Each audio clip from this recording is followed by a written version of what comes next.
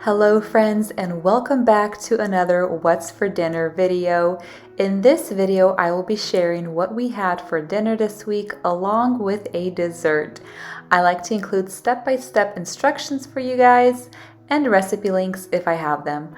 I hope you guys enjoy this video.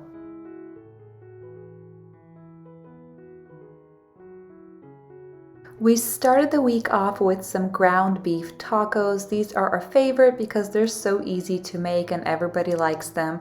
I'm starting off by browning some meat. I'm using a little bit over 1 pound of ground beef, and I'm seasoning it with some salt and pepper, some ground cumin, chili powder, and onion powder. And if you have a packet of taco seasoning, you can use that instead. While the meat is browning, I'm going to prepare all of the toppings. You can use whatever toppings you like. We are going to have some tomatoes, onions, lettuce, cheese, and jalapeno peppers. After the toppings are done and the meat is browned, I'm just adding about a half a cup of tomato sauce. I give everything a good stir and heat everything again, and the meat is ready. We prefer flour tortillas in our family, and I like to heat them up on a skillet with a little bit of avocado oil. I just let them bubble up on both sides. I like to put the meat in the tacos in advance. That way everyone has enough tacos and no one is fighting over not getting enough meat. So this is what dinner looked like.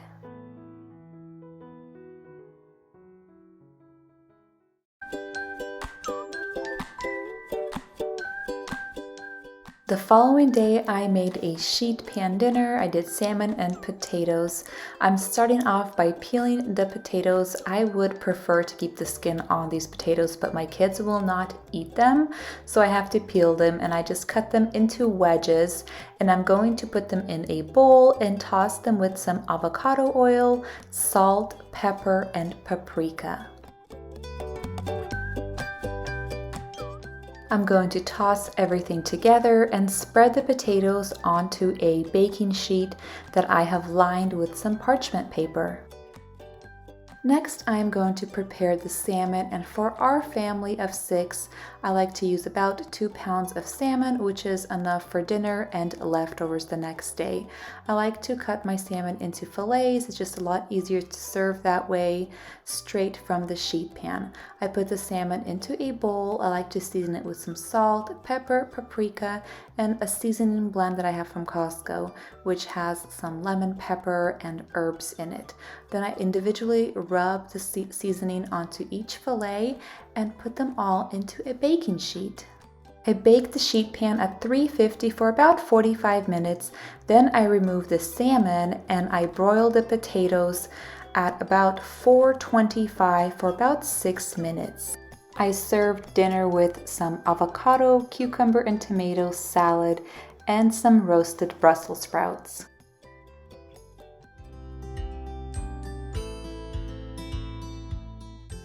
Next, I made some grilled teriyaki chicken thighs, and to prepare the chicken, I just cut off as much fat as I could from the chicken and put it into a bowl.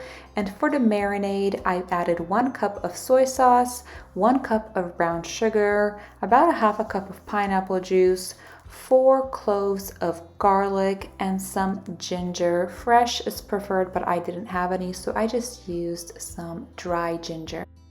Just stir it all together and pour the marinade over the chicken, cover it, and refrigerate it for a few hours or overnight.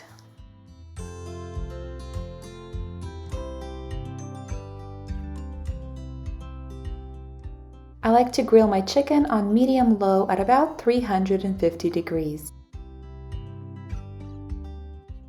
And for the fried rice, I just used the vegetable fried rice from Trader Joe's, which comes frozen. For our family of 6, I like to use 2 packages. I just thaw it out on a skillet on medium heat. After it has been heated through, I add the soy sauce. I like to prepare my scrambled eggs in a separate skillet and add them to the fried rice and toss everything together. I decided to steam some broccoli as the vegetable for our dinner, and I like to use this steaming basket that I got from Amazon, and I like to steam the broccoli for about 6 minutes. Then I toss it in a bowl with some butter, salt, pepper, and garlic powder.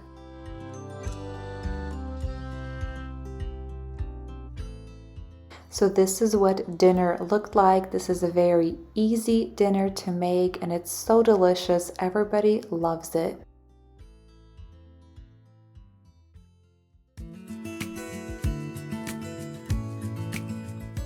For the last dinner of the week, I made some Cajun chicken pasta, one of our favorites. We've been making this for many years. I cubed 2 chicken breasts up, put it in a skillet with some avocado oil. I'm seasoning the chicken with some salt, pepper, and Cajun seasoning, and I'm going to cook the chicken until it is cooked through.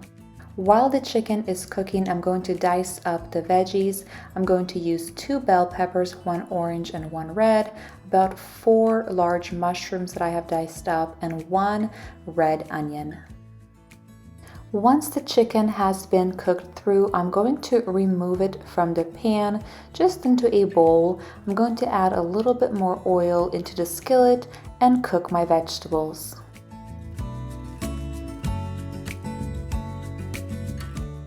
My pot of water has finally boiled, so I'm going to cook 1 pound of pasta, and I'm stir frying my veggies. I'm stirring them often, cooking on medium to high heat. I like to season the veggies with some salt and pepper. Once the veggies have softened and cooked, I'm going to add some garlic, and I like to use fresh garlic. I'm mincing it with this mincer that I have from IKEA. This thing is $5 and worth every penny. I've had it for so many years.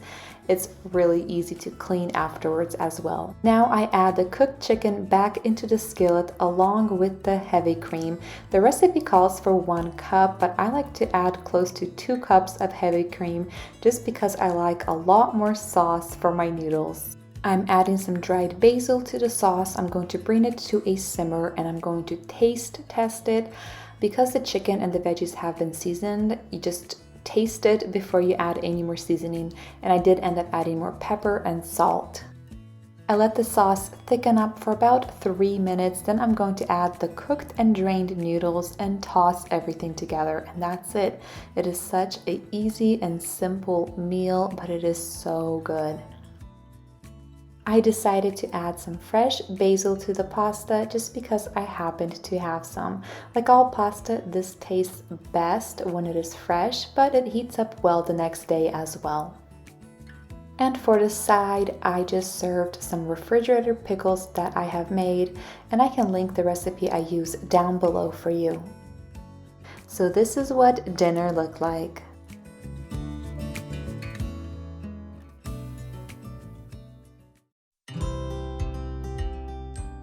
Moving on to the dessert, this week I made strawberry and rhubarb pie because rhubarb is finally in season. I'm starting off by making the crust, and I like to make my crust in the food processor just because it's a lot easier, and I will link the recipe I use for the crust down below for you. But it's just 2.5 cups of flour, 1 teaspoon of salt, 1 teaspoon of sugar, and 2 sticks of unsalted butter that I like to pulse in the food processor. Then I add about 1/2 cup of cold water, and I pulse it until I get this consistency. You want to pinch the dough together and it sticks. Next, I'm dividing the dough into 2, and I like to wrap them up and form the discs with my hand and stick the dough into the fridge for about 2 hours. While the dough is in the fridge, I'm going to prepare the filling for the pie. And for one pie, I like to use about 9 ribs of rhubarb and about 1 pound of strawberries. I place the strawberries and rhubarb into a large bowl, and to it I'm going to add 1/3 cup of brown sugar, 1/3 cup of regular sugar, 1/4 cup of cornstarch, about a tablespoon of orange juice, a 1/4 teaspoon of salt, and just toss everything together. Moving on to the pie crust. I take both of the discs out of the fridge. I like to put some flour on both sides, work it a little bit with my hands if it's too cold, and then roll it out. I definitely prefer homemade pie crusts for my deep dish pie dish. The store-bought crusts are very small and shrink significantly when you bake them. Homemade crusts not only taste better, but they make your pie look beautiful. To transfer the pie crust to the dish, I just fold it into fourths and unroll it in the pie dish. I use my hand to pull down the pie crust. You don't want your crust to pull across. There needs to be plenty of slack. I trimmed off the excess, leaving about an inch. My toddler wanted to make her own pie, so I gave her the extra dough. She likes to help me whenever she sees me baking. It keeps her entertained for a really long time. I am transferring my rhubarb and strawberry mixture into the pie dish. I like to top all of my fruit pies with some butter. I just diced up about 3 tablespoons of butter and placed it on top. Next, I am going to make the lattice for the top of the pie. You can just use one large piece if you don't want to make a lattice, but I love how it looks and I love it when the pie juices bubble out while baking. I start out in the center of the pie, I lay a cross, and then I weave the lattice by alternating the strips.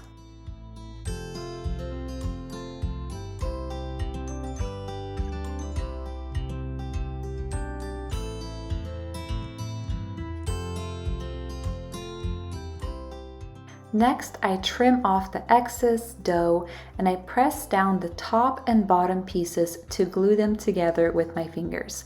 I also use my fingers to crimp the edges.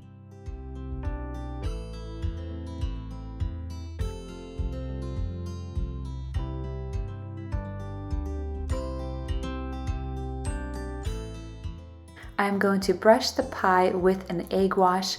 Not only will it give the pie a beautiful golden color, but it will help the sanding sugar stick to the top that I like to sprinkle on all of my pies. I have my oven preheated to 450. I use a parchment-lined sheet that I place the pie on and I bake it at 450 for 20 minutes. Then I reduce the heat to 375 and I bake for 50 to 60 minutes more. About halfway through that, I like to cover the edges of my pie to prevent the edges from burning. It is very important that you bake the pie at 450 for the first 20 minutes. This sets the crust and prevents your crust from sinking down in the middle. Rhubarb pie has become a tradition each April. It means spring is here. Well guys, this wraps up this video. I really do hope you guys enjoyed it and got some ideas. Thank you so much for watching and I hope you guys all have a wonderful day.